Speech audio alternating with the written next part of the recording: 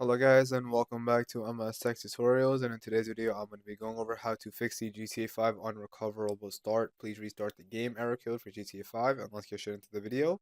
And the first thing that you guys can do is, if you have GTA 5 installed through Steam, what you can do is make your way over to Steam. Go over to Steam. Now from Steam, go over to Library and look for GTA 5. Once you find it, right click on it, hit Properties, and then just go over to Installed Files. From here, you can make your way over to Verify Integrity of Game Files. And what this basically does is that it just checks to see if there are any corrupt or missing files. And if there are, then this will basically fix that issue. If you have it downloaded through Epic Games Launcher, all you do is open up the Epic Games Launcher, go over to Library. From library, look for GTA 5, hit the three dots, hit manage, then go over to verify files. It's the same process as it was on Steam. Anyways, once you're done with both of those methods and steps, you guys can X out of Steam and GTA 5, and then you can go ahead and restart your PC.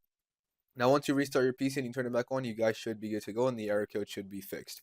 And that is it for the video, so thank you guys for watching. Make sure to give the video a thumbs up, subscribe to the channel, and have a great day.